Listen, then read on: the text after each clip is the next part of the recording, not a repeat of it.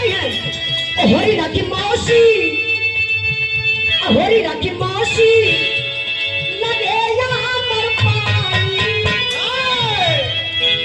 ये हमारे सासू माँ है। सासू मामा का दूसर की मम्मी का, दूसर की मम्मी का तो कंफ्यूज जी है, जौनपुर वाली मम्मी। जोरदार ताली आप लोग बजा के स्वागत करिए। अब आई तो बकी है ना, और पैसा वाले ले लेना, सब कुछ चाहिए पैसे।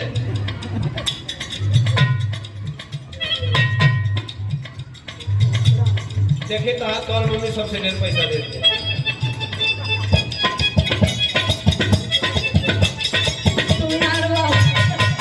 अच्छा देख, जिनके घर बिगाड़े के रहे, केहू का घर अगर नहीं फूटत हो तो ये निकल ले जाए। गौवा में होली ना, प्रधान जी का कुटनी होली, कुटनी का काम करे वाला हो। ये कुटना का सार हम तू का हुआ ये पूरे संसार का ही सार हम। अच्छा देखी, ये हमारे मम्मी आजमगढ़ वाली मम्मी, मम्मी का बहुत बड़ा सहयोग हो। बिरहा जगत में जब हम बिरहा सीखत बनी तो मम्मी पापा मम्मी में झगड़ा हो जाए प्रधान जी। अब आप तक बोला चलना भाई। ऐसा बात नहीं के हमारे मम्मी पापा में ये लिए झगड़ा हो।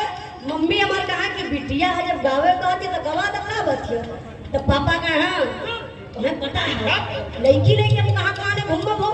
और मम्मी पापा में शुरू हम हो जाए के घर में रोए नहीं घंटन, फिर आई तो मम्मी से सोरस लगाई। आप तक कभी समझौता ना भैया। अच्छा जब पापा का डांट मिले तब मम्मी से कही तो मम्मी हमारे पापा के जब डांटेंगे तो पापा हमारे गाँव सीधे चले लगे।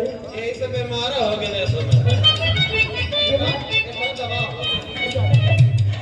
देखिए हमारी मम्मी चाहे कोनो भी काम रहे मम्मी का बहुत बड़ा योगदान मिलेला। मम्मी के बहुत बहुत प्रणाम करला, ऐसा माई सबके मिले।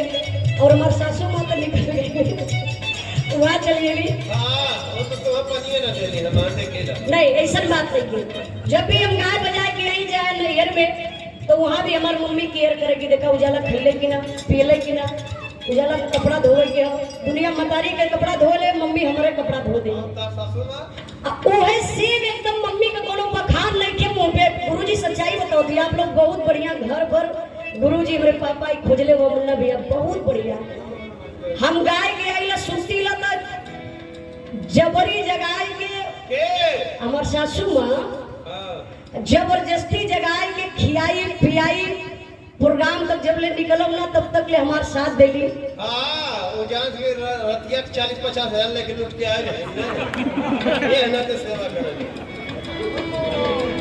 पागल आदमी हुआ ए मम्मी इनके बाती पर मत लिया। बहुत बहुत मम्मी के प्रणाम। हमारे छोट भाई मुकेश बाबू हो, अभी हाल में बाबू के एक्सीडेंट हो गया, लेकिन आप लोगों के दुआ आशीर्वाद से हम सबके बीच में हुए। प्रधान जी नहीं रहा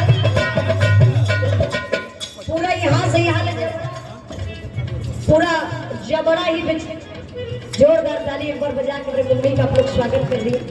बहुत बहुत धन्यवाद अपने मम्मी के देख बने कि अपने से अपन बड़ाई नहीं करब, लेकिन तू हीरा पैदा मिले बरू की जैसे कि गुरु जी जैसन और प्रधान जी जैसन, वकील साहब जैसन, राजपथ महावर चचा जैसन लोगों से मुलाकात हरदम होत रहे। बहुत बहुत आपके प्रणाम। लड़का का के है वो छोटकी मौसी है। काहे घबराई लो, बैठा 10 मिनट बैठा नहीं तो इंद्राज भाई हो। आपको उठा के दो।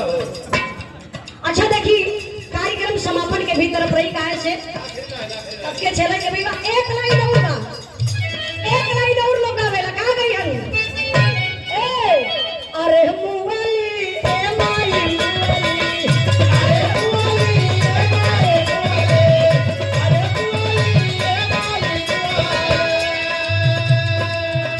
हम होरी लड़ाई के पीरा से